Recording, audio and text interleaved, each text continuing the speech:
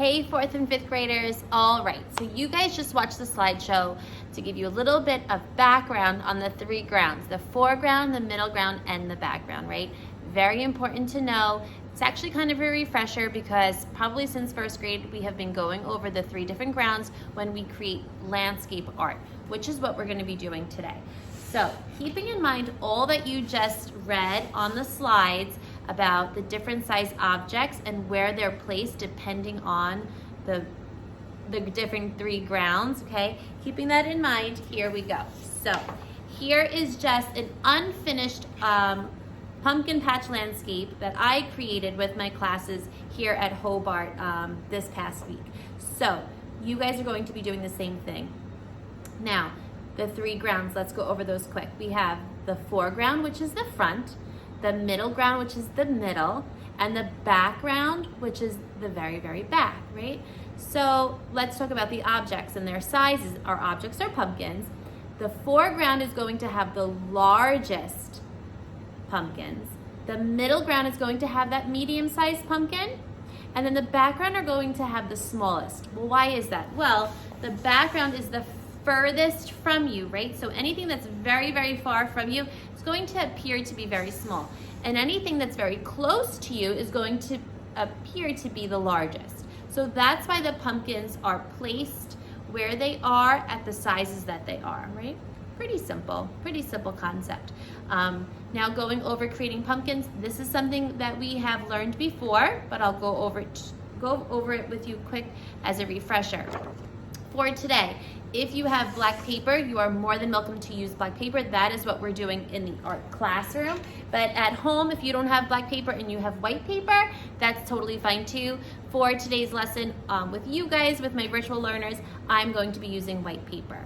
You are more than welcome to use a pencil. Just in case you make a teeny tiny mistake, you have an eraser always. I am going to use a black Sharpie just so that it stands out nice and bold on my white paper so that you guys can view what I'm doing better than it would be if I was to use a pencil, all right? Let's get started. All right, you guys, so if you have chosen to use black paper, you are going to either want to use either a white colored pencil or a white crayon so that it shows the best on the black paper. And if you are using white paper, then you can go ahead and use a regular pencil, a Sharpie, or a black crayon. I suggest first using a pencil, but I want you guys to be able to see what I'm doing very well, so I am going to be using a black Sharpie, okay? The best thing about using a pencil is if you make a little bit of a mistake, you can of course use the ruler. But I'm gonna go ahead, take my chances and use a Sharpie for you guys. All right, so let's start in the foreground. Remember, the foreground is the front. That is where the objects are going to be the largest. Our objects are pumpkins. So I have shown you guys before how to make pumpkins, but we're gonna go over it again. So we're gonna make the pumpkins in layers. We're gonna start somewhere on the bottom of our paper. Remember, this is going to be the largest of the pumpkins.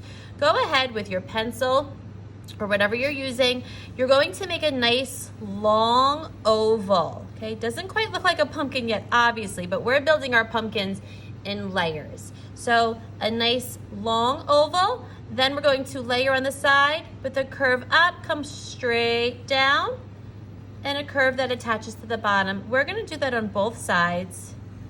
Now you can start to see the formation of a pumpkin. Almost kind of looks like a hot dog and a hot dog bun, right?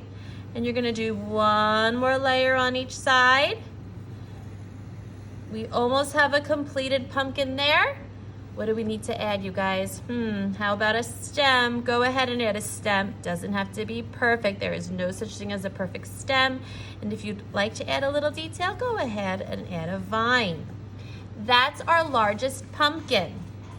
Right? Great job.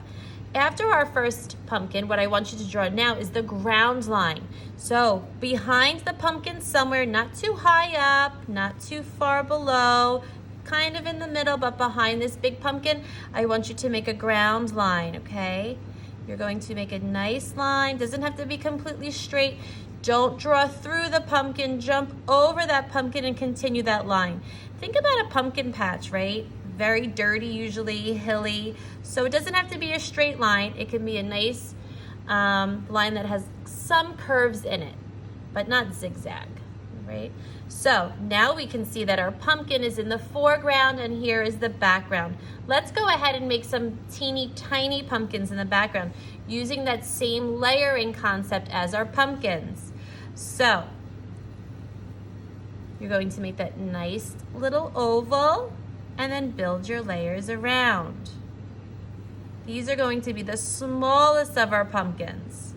You can add a little vine there and you can make them even smaller. Okay, you're making these on your ground line. Great job. You can hit pause at any time to catch up. Now let's go to our middle ground, which is going to be about here. These are going to be our medium-sized pumpkins. Nice long oval. Go ahead and add your layers. Don't forget to end it with a stem and a vine. All right, so I want you to continue doing that. You can add another big pumpkin in the front if you'd like, some teeny tiny ones along the back, and then some medium size down the center. Go ahead. All right, so I added a good amount of pumpkins here. Once you're done with your pumpkins, the next step you're going to do is we're going to add a moon because we're going to actually make this a night landscape. All right, so we're going to add a moon. Now, you can create a moon, something like this, okay, where you don't see the whole full moon, it's behind the ground line, or you can add a nice, large moon. Up to you. All right, just like that.